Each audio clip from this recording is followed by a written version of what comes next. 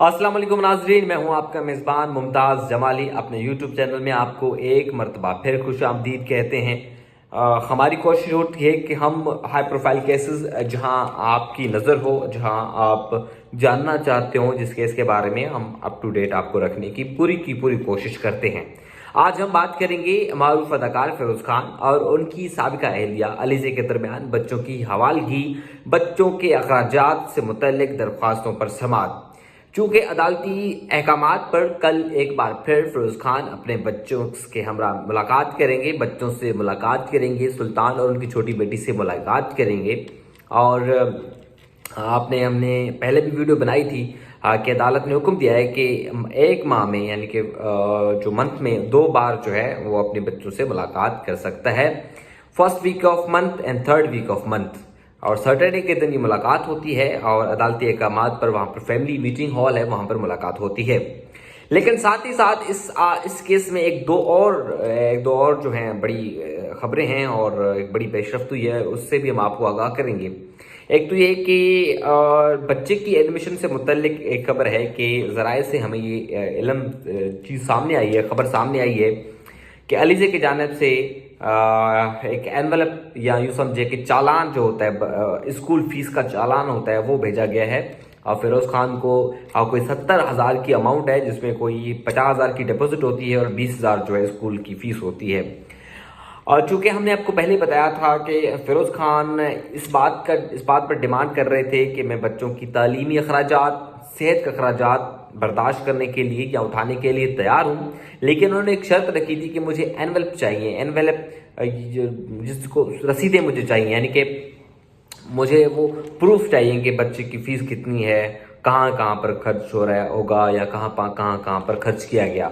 तो इसलिए उनको एक चालान की एक कॉपी भेजी गई है कि भाई बच्चे की फीस इतनी है और जो डिपॉजिट स्कूल वाले मांगते हैं वो इतनी है, तो आप दे दें। ज़राए से हमारे पास खबर आई है और जाहिर सी बात है कल इस पर खुलकर अदालत में भी बात होगी। अब चूंकि फाइक अली जागरानी साहब जो कि फिरोज खान के वकील हैं, वो इस बात पर जोर दे रहे हैं कि आउट ऑफ कोर्ट सेटलमेंट हो जाए, यानी कि अब वो कह रहे हैं कि मियाँ बीवी तो नहीं रहे, कम से कम वो एक अच्छा पेरेंट बनने की कोशिश करें, अच्छे वालिदैन बनने की कोशिश करें और अपने बच्चों के बेहतर मुस्तकबिल के लिए, अपने बच्चों के फलाह बहबूद के लिए दोनों माँ बाप को बाहर, अदालत के बाहर एक म्यूचुअल कंसेंट यानी कि बाहमी रजामंदी और दोनों के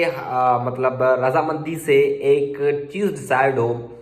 एक प्लानिंग डिसाइड हो कि कितना खर्चा बच्चों को देना है, कब मुलाकात होनी है, कहाँ मुलाकात होनी है और मुलाकात में और कौन कौन लोग होंगे।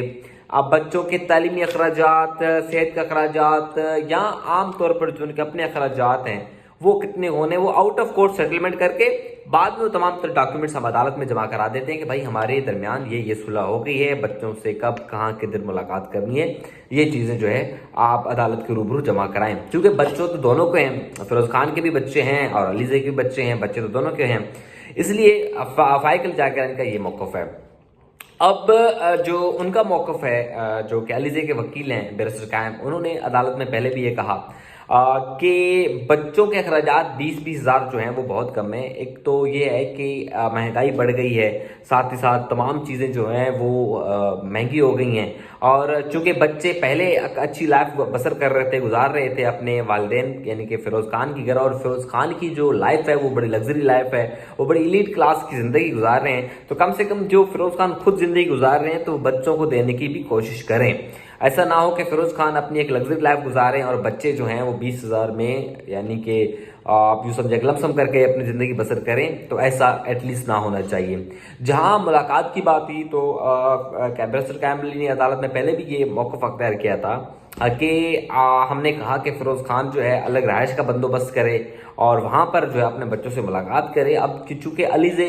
कहाँ से पैसे कमाएगी, अलीज़े के पास ना तो ऐसा सोर्स ऑफ इनकम है, ना वो गवर्नमेंट एम्प्लॉई हैं, ना कोई उनके पास उनका अपना बिजनेस है, वो एक हाउस वाइफ थी और चूंकि उसका अपना कुछ नहीं। लेकिन फिरोज खान जो है एक इश्तिहार से मिलियंस में जो है पैसे कमाता है, तो वो अपने बच्चों पर खर्च करे, उनके अपने बच्चे हैं, तो ये दोनों के दरमियान जो है ताहाल सेटलमेंट नहीं हो सकी है कि बच्चों के अखराजात कितना देना है कितना नहीं देना। अब चूंकि फिरोज खान ये मौक़िफ़ अख्तियार कर रहे हैं कि आप सेटलमेंट करें, बच्चों का कितना अखराजात है कितना नहीं है, हम देंगे, देने के लिए तैयार हैं। आप जो है हमें जो है रसीदें वगैरह दे दें। तो कल जो है एक बार फिर अदालती अहकामात पर मुलाकात है और एक मरतबा फिर मुलाकात होगी अदालती अहकामात पर। लेकिन ज़रा ये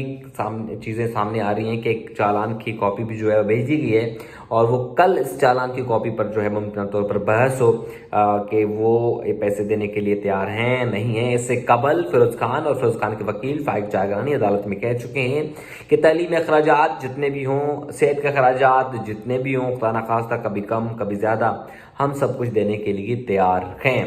लेकिन मामला फिर भी अभी तक सेटल नहीं हुआ। हमने देखा है कि बच्चे जब अदालत में आते हैं तो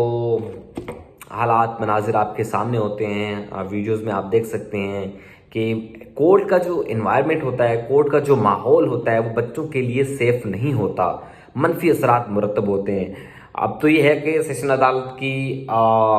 जब सेशन अदालत साहब की वो सरकी में केस चल रहा है, जब वहाँ पर सेशन अदालत साहब ने एक अलग इन्वायरमेंट बनाने की कोशिश की है और सिंध हाई कोर्ट ने भी अलग इन्वायरमेंट बनाने की कोशिश की है। जस्टिस मोहम्मद मजहर साहब ने वहाँ पर एक अलग चाइल्ड कोर्ट रूम का जो है इनोग्रेशन किया था, जहाँ पर एक बच्चों के लिए अलग इन्वायरमेंट बनाने की कोशिश की। लेकिन उसके बावजूद भी अब चूंकि जब जिस रास्ते से आप जा रहे हैं उस रास्ते से रॉबर भी, जो रॉबरी के केस में गिरफ्तार हैं वो भी वहीं पर हैं, जो कत्ल के केस में गिरफ्तार हैं वो भी मुलजमान वहीं से जाएंगे, हथकड़ियों में जकड़े हुए, अजीब गरीब होलिया। तो इसलिए ज्यादातर लोग कोशिश करते हैं कि बच्चों को अदालतों में ना लाएं। तो यही वजह है कि जब बच्चे अदालतों में आएंगे और ऐसा एक माहौल देखेंगे तो उनके जहन में जो है अच्छे असरात मुरतब नहीं होंगे। ये मैं भी नहीं कह रहा बल्कि तमाम माहिर नफ्सियात भी कहते हैं। इसलिए अदालतों की तो हमें हमेशा कोशिश यही होती है कि जब बच्चों की मीटिंग हो तो उनको एक अलग प्रॉपर इन्वायरमेंट दिया जाए। लेकिन आप कोर्ट के हालात जो हैं फिर भी वही हैं। अब देखते ही हैं कि कल मुलाकात होती है और मुलाकात में क्या तय पाया जाता है वो भी हम आपको बताएंगे।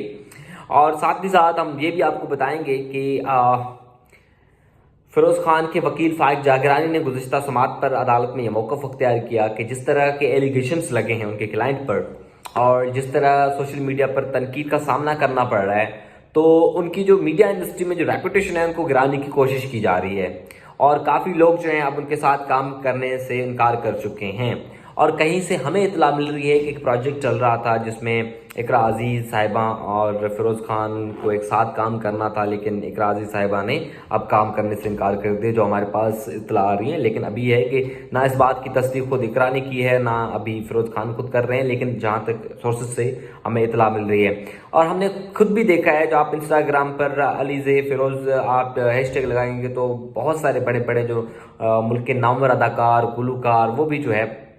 सख्त तनकीद कर रहे हैं फिरोज खान पर। तो इसलिए फाइक जागरानी का मौक़िफ़ है कि फिरोज खान पर बिलावजह तनकीद हो रही है, हकायक को ढूंढने की कोशिश करें क्या हकायक हैं। लेकिन दूसरी जानिब अगर अलीज़े का मौक़िफ़ देखा जाए तो उन्होंने भी सोशल मीडिया पर पोस्टर लगाई कि उन पर जो है तशद्दुद किया गया, वो डोमेस्टिक वायलेंस की शिकार रही हैं। अब चूंकि उनको अपने बच्चों के फ्यूचर को देखना था, अपनी शादी को बचाना था, तो इसलिए उन्होंने बर्दाश्त किया और किसी थाने में ताहाल जो है उन्होंने कोई एप्लीकेशन नहीं दी है। लेकिन आपने फुटेज भी तो हैं, जो फोटोज़ हैं वो आपने देखे होंगे। खैर, हमारी तो ये दुआ है कि दोनों जो है अगर खुद एक नहीं बन सकते तो बच्चों के लिए एक बेहतरीन वालिदैन बनने की कोशिश करें। हम तो साफ ही हैं, हम तो रिपोर्टर हैं, हमारे लिए और भी बहुत सारी स्टोरीज मिल जाएंगी, लेकिन बच्चों का फ्यूचर जो है वो बड़ा अहम होता है, बड़ा इंपॉर्टेंट होता है। खैर, कल हम आपको बताएंगे कि मुलाकात कब और कहाँ होगी और केस में क्या कुछ होगा, वो भी हम आपसे कल डिस्कस करेंगे।